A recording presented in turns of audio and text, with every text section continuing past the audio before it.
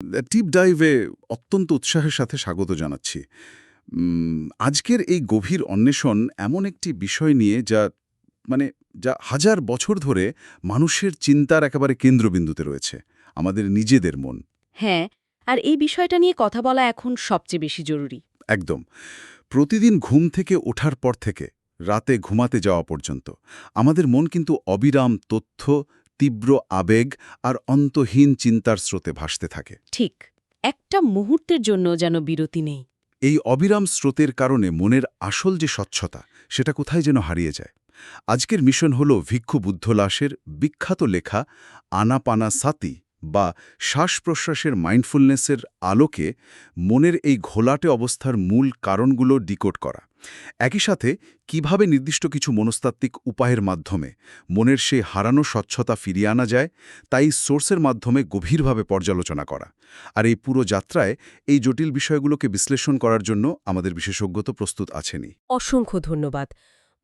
আজকের আলোচনার বিষয়বস্তু বর্তমান সময়ের প্রেক্ষাপটে সত্যিই ভীষণ প্রাসঙ্গিক। আমরা এমন এক যুগে বাস করছি যেখানে ইনফরমেশন ওভারলোড বা তথ্যের পাহাড় আমাদের প্রতিদিনকার স্বাভাবিক জীবনকে প্রতিনিয়ত ব্যাহত করছে। মানে চাইলেও আমরা মাথাটা ঠান্ডা রাখতে পারছি না। একদমই তাই। ভিক্ষু বুদ্ধদাস তার লেখায় হাজার বছর আগের যে প্রাচীন জ্ঞানের কথা তুলে ধরেছেন, তা শুধু তাত্ত্বিক কোনো আধ্যাত্মিক আলোচনা নয়, বরং এটি আমাদের মনের আচরণের একটি পরিষ্কার প্রায় বৈজ্ঞানিক ব্লুপ্রিন্ট বলা যেতে পারে। বৈজ্ঞানিক ব্লুপ্রিন্ট শব্দটা বেশ ইন্টারেস্টিং। হ্যাঁ, কারণ মন কেন বিক্ষিপ্ত হয়, কেন মানুষের পক্ষে দীর্ঘক্ষণ মনোযোগ ধরে রাখা সম্ভব হয় না, এবং ঠিক কোন মেকানিজমের মাধ্যমে মনকে পুনরায় শান্ত করা সম্ভব, তার এক অসাধারণ মনস্তাত্ত্বিক কাঠামো আমরা এই লেখায় দেখতে পাই। ঠিক আছে, চলুন বিষয়টি একটু ভেঙে বুঝি। সোর্সের একেবারে শুরুতেই কিন্তু একটি অত্যন্ত আকর্ষণীয় ধারণার কথা বলা হয়েছে।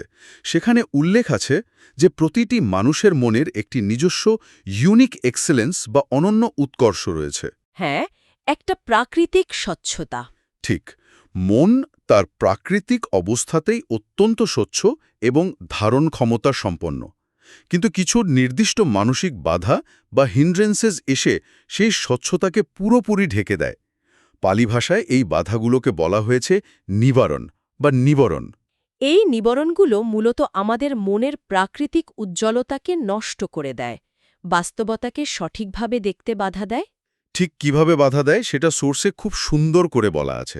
এখানে যে বিষয়টা সবচেয়ে চমকপ্রদ তা হল এই মনস্তাত্ত্বিক বাধাগুলোকে সোর্সে অত্যন্ত বাস্তবসম্মত এবং ভিজুয়াল কিছু উপমার সাহায্যে ব্যাখ্যা করা হয়েছে।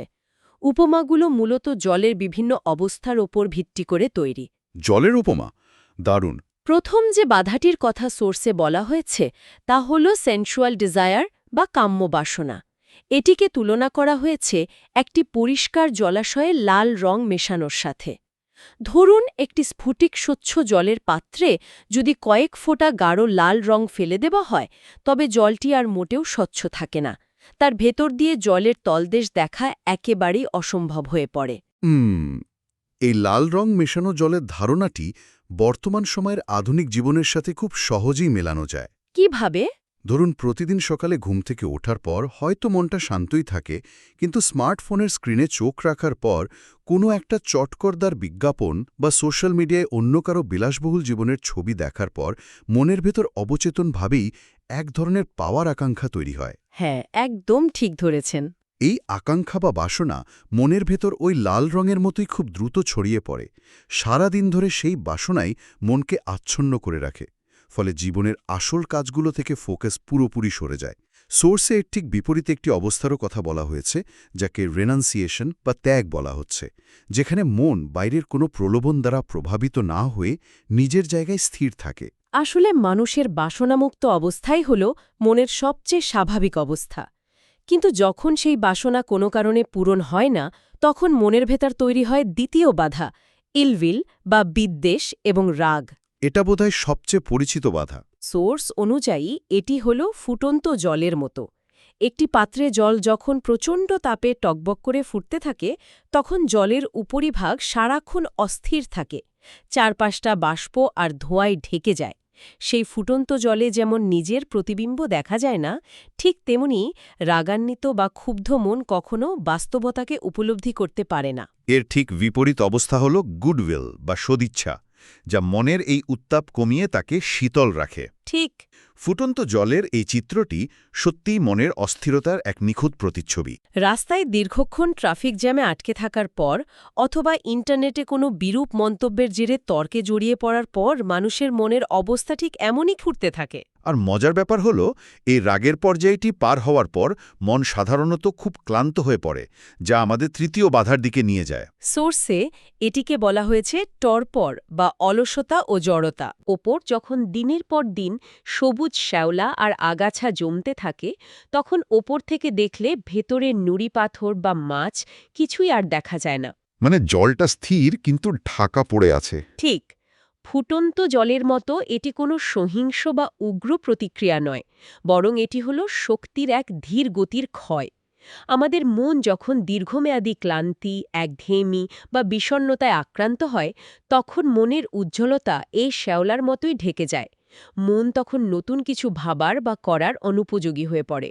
এই শ্যাওলা পড়া জলের বিষয়টা আধুনিক কর্পোরেট বার্নআউট বা মানসিক ক্লান্তির সাথে একদম মিলে যায়। হ্যাঁ, বার্নআউট। একটানা কাজের চাপে যখন মস্তিষ্ক আর কাজ করতে চায় না, তখন মানুষ উদ্দেশ্যহীনভাবে স্ক্রল করতে থাকে।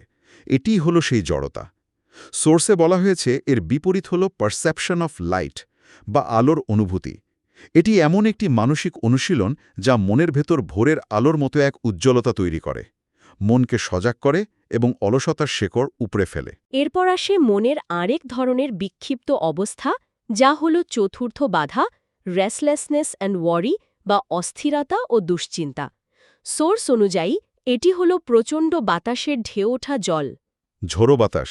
হ্যাঁ, ঝড়ো বাতাসে জলের ওপর যখন বড় বড় ঢেউ সৃষ্টি হয়, জল যখন আছড়ে পড়ে, তখন সেই বিক্ষুব্ধ জলের নিচে কি আছে তা দেখা যায় না। তবে এখানে সোর্সের একটি খুব সূক্ষ্ম এবং গুরুত্বপূর্ণ বিষয় উল্লেখ করা প্রয়োজন। সেটা কি? সোর্সে পালি শব্দ উদ্ধাচা মানে অস্থিরতা এবং কুক্কুচা মানে দুশ্চিন্তা, এই দুটোর মধ্যে চমৎকার একটি মনস্তাত্ত্বিক পার্থক্য করা হয়েছে। উদ্ধাচা হল মনের সেই অবস্থা যখন অতি উৎসাহ বা অতিরিক্ত উদ্দীপনার কারণে চিন্তাগুলো চারদিকে ছড়িয়ে পড়ে। এটি হল সেই মন যা একসাথে 10টি কাজ করতে চায় কিন্তু কোনোটিতেই ফোকাস করতে পারে না। অনেকটা কম্পিউটারের ব্রাউজারে একসাথে অনেকগুলো ট্যাব খুলে রাখার মতো অবস্থা, যার ফলে পুরো সিস্টেম ধীর হয়ে যায়। মানুষ প্রায় এই অতি উৎসাহকে প্রোডাক্টিভিটি বা কর্মক্ষমতা ভেবে ভুল করে, অথচ এটি আসলে মনের বিক্ষিপ্ততা। ইচ্ছা হল অতীত নিয়ে অনুশোচনা বা ভবিষ্যৎ নিয়ে উদ্বেগ।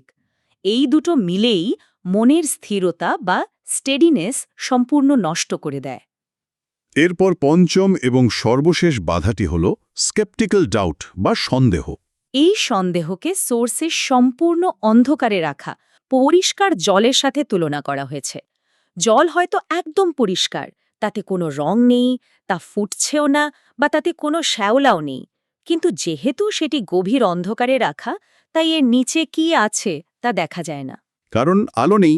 ঠিক, যখন মানুষের মনের ভেতর সঠিক পথ, নিজের সক্ষমতা বা নিজের অনুশীলনের প্রতি গভীর সন্দেহ থাকে, তখন মন এই অন্ধকারের মতোই স্থবির হয়ে যায়।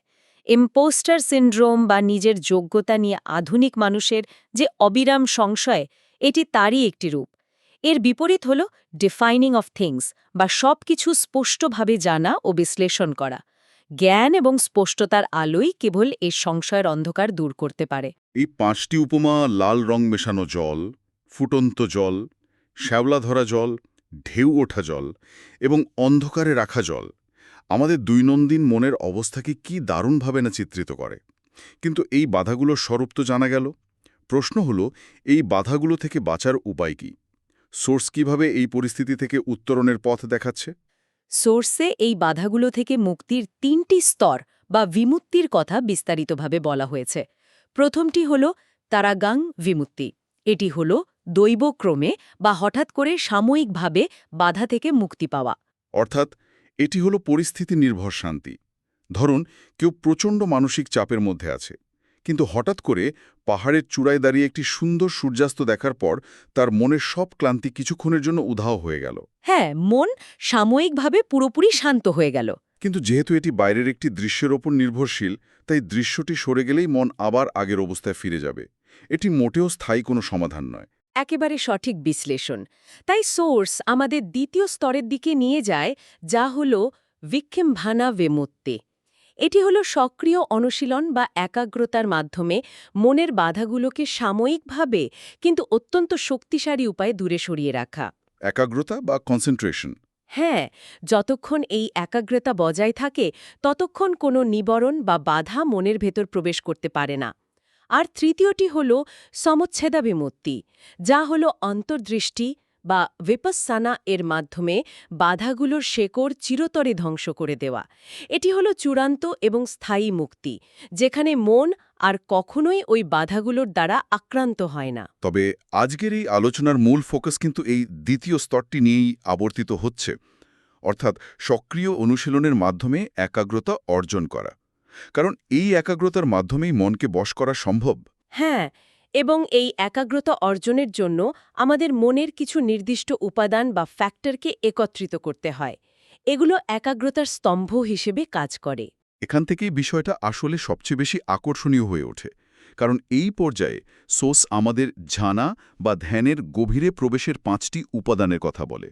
এই উপাদানগুলো হল বিতাক্কা, বিচারা, পিতি, সুখা এবং একাগ্রতা। পালি ভাষার এই শব্দগুলো শুনতে হয়তো একটু তাত্ত্বিক মনে হতে পারে, কিন্তু এদের পেছনের মনস্তত্ত্ব আমাদের প্রাত্যহিক জীবনের খুব কাছের। এই 5টি উপাদানকে কোনোভাবেই আলাদা বা বিচ্ছিন্ন কিছু ভাবলে চলবে না। সোর্সে খুব সুন্দর করে বলা হয়েছে যে এগুলো হলো একটি শক্ত দড়ির 5টি সুতোর মতো, অথবা একটি সুস্বাদু খাবারের 5টি উপকরণের মতো। সবগুলো সুতো একত্রে মিলে যেমন একটি দড়ি তৈরি করে, তেমনি এই 5টি উপাদান মিলে একটি সম্পূর্ণ ঝানা বা গভীর একাগ্রতার অবস্থা তৈরি করে।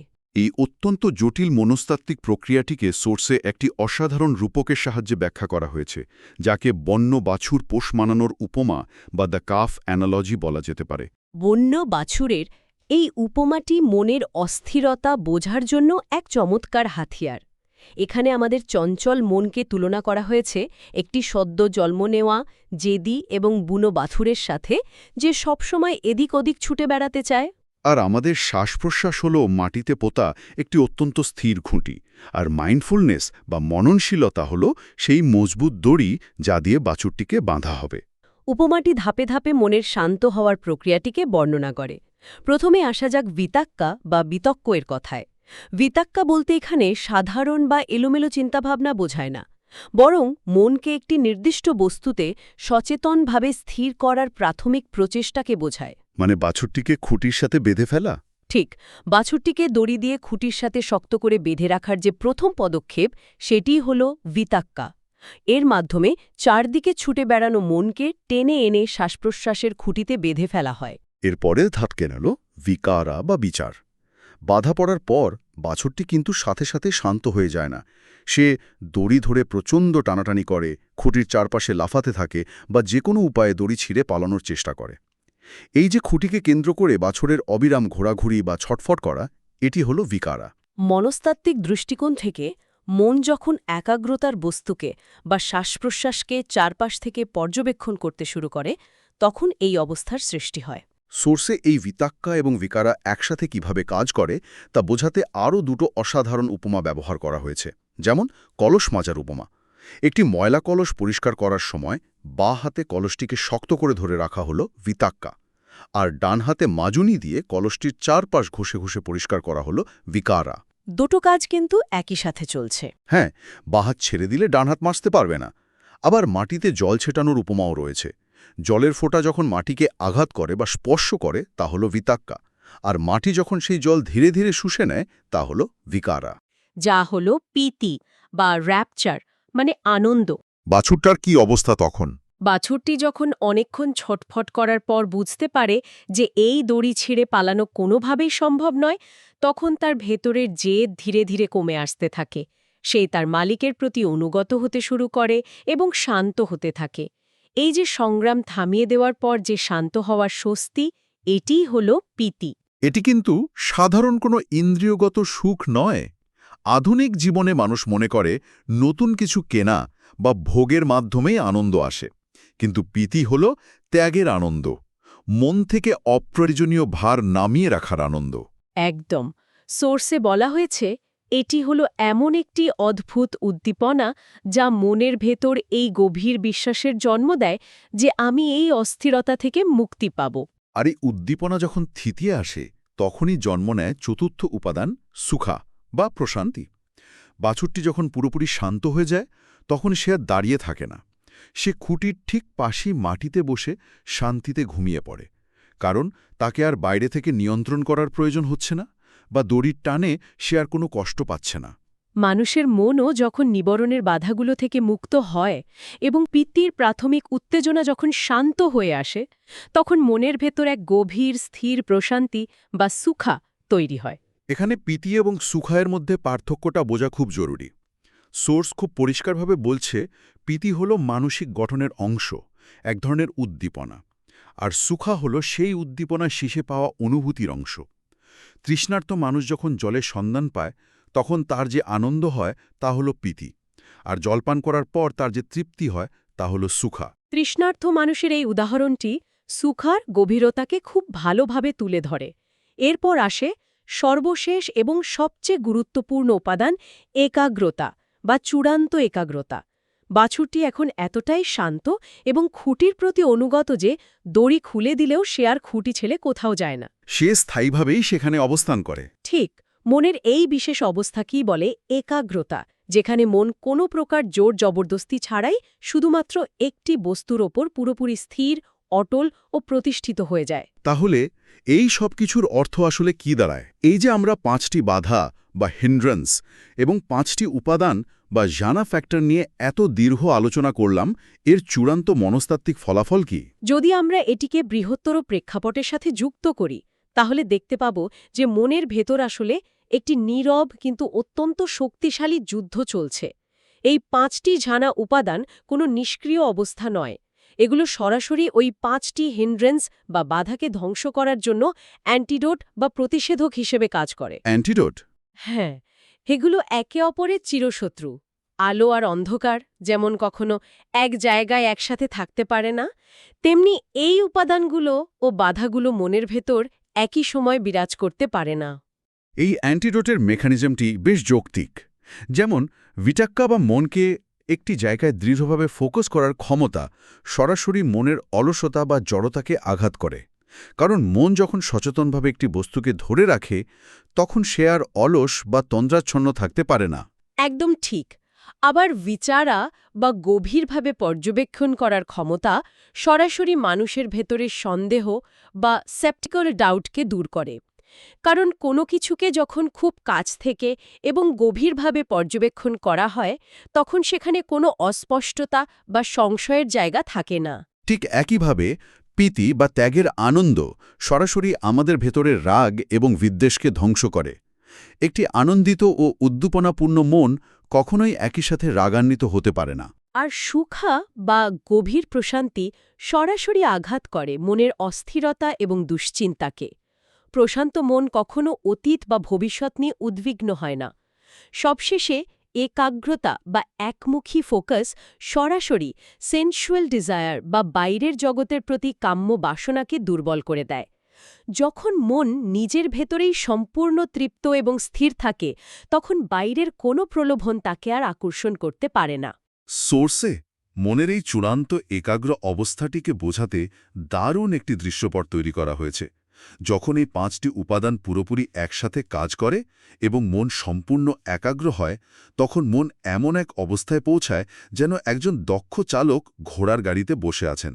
ঘোড়াটি এতটাই শান্ত, বাধ্য এবং সে পথ এত ভালোভাবে চেনে যে চালককে আর বারবার কষ্ট করে লাগাম টেনে ধরতে হয় না বা ঘোড়াকে চাবুক মারতে হয় না। তিনি গাড়িতে একেবারে নিশ্চিন্তে বসে থাকেন আর গাড়ি তার নিজের ছন্দে খুব মসৃণভাবে সামনের দিকে এগোতে থাকে। মনের এই মসৃণ, বাধাহীন এবং স্বয়ংক্রিয় অবস্থাই হল একাগ্রতার চূড়ান্ত রূপ। এটি একটি গুরুত্বপূর্ণ প্রশ্নের জন্ম দেয়। আমরা দৈনন্দিন জীবনে কিভাবে এই উপাদানগুলোকে তৈরি করব?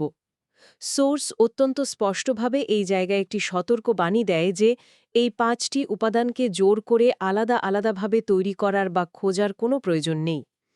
মানে আলাদা করে কিছু করতে হবে না। না, এগুলো মূলত সঠিক মননশীলতার স্বাভাবিক ও স্বতঃস্ফূর্ত ফলাফল। কেউ যদি কেবল নিজের শ্বাস-প্রশ্বাসের উপর মননশীলতা বজায় রাখে, তবে এই উপাদানগুলো ভেতরে ভেতরে নিজেরাই একত্রিত হয়ে যায় এবং মন থেকে সমস্ত বাধা ঝেঁটিয়ে বিদায় করে। মানুষের প্রাথমিক কাজ শুধু ওই মাইন্ডফুলনেসের দড়ি দিয়ে চঞ্চল মনকে শ্বাস-প্রশ্বাসের খুঁটিতে বেঁধে রাখা। বাকি মনস্তাত্ত্বিক রূপান্তরটি একসময় স্বাভাবিকভাবেই সম্পন্ন হবে। পুরো বিষয়টির একটি চমৎকার সারসংক্ষেপ করা যেতে পারে।